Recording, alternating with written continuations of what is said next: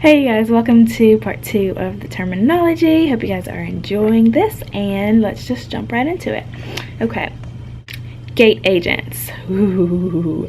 Gate agents are the people that you see standing at the podiums that are working the flight. On the ground. Okay, so gate agent, the reason why I even stuck this one in there is because gate agents and flight attendants have to work together quite often, and the relationships between a gate agent and a flight attendant can be hit or miss. I have had awesome gate agents, ones that were just, and let me tell you, I just want to say this, include this, like as a side note, they have the toughest job. I honestly feel like out of everyone in the airline ramp, I don't know, the guys that work the ramp too with those bags, that's tough too. But I honestly think as far as customer service dealing with people, gate agents have some of the toughest jobs. I don't know what they make or how they're compensated, but they should be millionaires, because I don't understand how some of them have the patience to deal with it. I have come to the gate, just got in from briefing, it was so great, crew is awesome, and come to the gate and seen passengers yelling, cursing them out, just so mad, so frustrated, so irritated, annoyed. They didn't get upgraded to first class, they didn't get the seat they wanted, their family is split up on the flight, like they get just yelled at. And I don't know, what their training is like. I can only imagine. But I just want to say, I almost feel like, because this has been so long, I should do like a separate video on gate agents. So I might do that. But anyway, gate agents greet the flight, and we just have to like coordinate a lot of things with them. I think I will do a separate video on gate agents. Yeah. Okay, so a crash pad. A crash pad is where flight attendants and or pilots spend the night. It's like our version of a hotel. That's where we stay the night. I've done multiple videos on crash pads, so to see that, just go check those out more specifically, or I'll try to link them in the description bar as well. But yeah, crash pad is just a place that only flight attendants and only pilots stay at. I don't know of any that are like intermixed. Usually they're just pilot crash pads and flight attendant crash pads. I do know that some are like co-ed, so some are all male, all girl, or girl and guys. My particular one is all girls, and I prefer that. I just find that like more safe. Okay, non-rev. Ooh, non-rev. This might be one of my favorite terms. This is one of my favorite things to do. It's non-rev. And basically non-rev stands for non-revenue. So as a flight attendant, you travel as a non-revenue passenger. So if I'm not using the jump seat to get from point A to point B, if I check the flight and I see, whoa, 200 seats open, for sure gonna book a seat, not even gonna worry about that jump seat, then I non-rev. So I go in the system, boop boop boop, type in my flight from wherever to wherever, and I am considered a non-revenue passenger, which means I'm standby, which I'll just go kind of combine the terms. So I'm traveling, I'm non-revving, I'm not paying for my ticket to go from Atlanta to Miami. Now I am standby. So just because I went in and non-rev, that doesn't mean that I for sure have a confirmed seat. Only the jump seat can really be like confirmed. So that's why sometimes we prefer to just book the jump seat, because we know we can get that seat.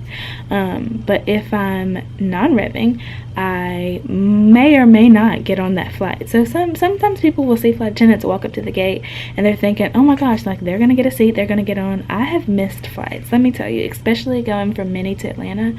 I was missing because number one, I didn't know how to book the jump seat at first, but the flights can be oversold. There can be passengers that have been overbooked from previous flights that will for sure get a confirmed seat.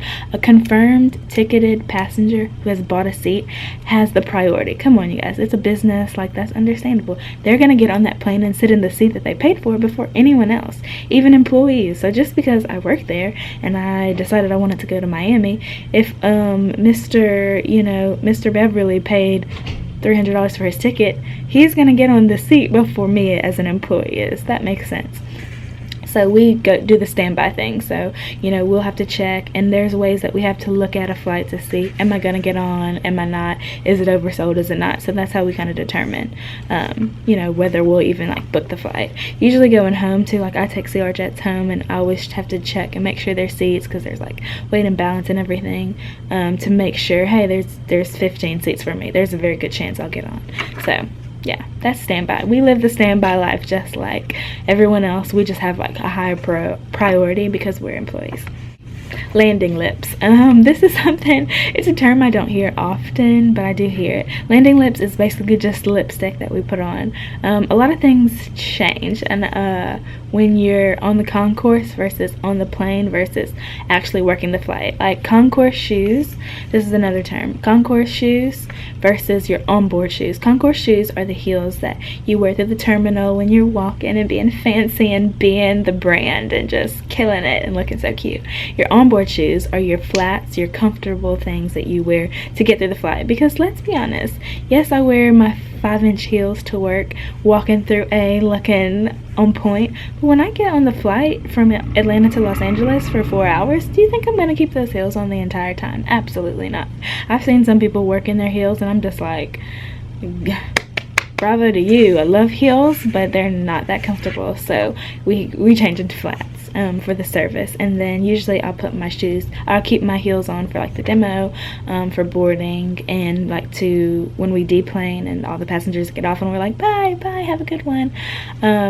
Yeah, I'll put my heels back on for that.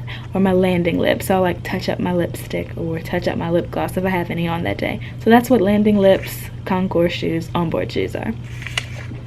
And guys have concourse versus onboard shoes too. That's not just a girl thing. Like, even though girls have heels in the concourse versus flats on the thing, I've seen guys change into more comfortable shoes on the flight versus their like nicer shoes that they wear when they're walking through the terminal.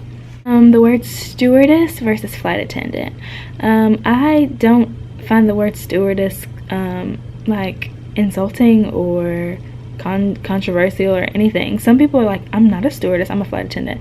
And I mean, you can call me either. I love the phrase sassy Stu, like a stewardess who's kind of just like might do a little too much sometimes. That's for sure me. But yeah, the sassy Stu, if someone calls me a stewardess, if someone calls me a flight attendant, it's the same thing. So I like both phrases. Find these two. Galley girl, galley guy, / the galley. Okay, so a galley girl or a galley guy is basically someone who is working the galley. That is that person in the back that's setting up the carts, that's getting everything ready for the flight. I love the galley. I love being galley on a 7.5, especially mid galley. That's like my favorite position. I just like that little galley. I know where everything is. It's easy for me to set up. It's quick. That's my preference.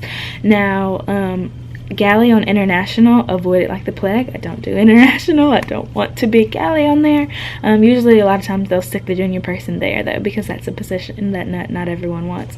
But yeah, the galley is just like that little section in the back, mid or front of the plane, where you see all the carts, where you see all the little silver boxes, where we keep everything. So all the juice and all the cokes and all the coffee bags and everything else are in these little compartments in our galley. So our galley is like our workspace. Why people feel the need to come in the galley and explore? I've seen people come in there, start opening things up. Would you want someone to walk into your office and just start going through your things? So that's how we kind of feel when people just want to invade the galley. And like, I know that you want to get up and stretch your legs and everything else, but it's like, you can't just walk up in the galley. In my workspace, I'm trying to set the cart up to get everything ready, and you're just like, what you doing? I'm like, I'm at work in my office. Get out. Excuse me, sir, ma'am. But yeah, so that's flight attendant. What was that? Flight attendant? Oh my gosh, I can't speak. That was I don't know why I'm on YouTube, to be honest. That was flight attendant terminology part 2. I feel like there won't be a part 3. I think I summed up quite a bit. So if you guys have any questions or anything, leave them down below. I'm gonna go have breakfast, and then I'm gonna film even more in front of this window in this purple shirt. So see you guys tomorrow. Bye.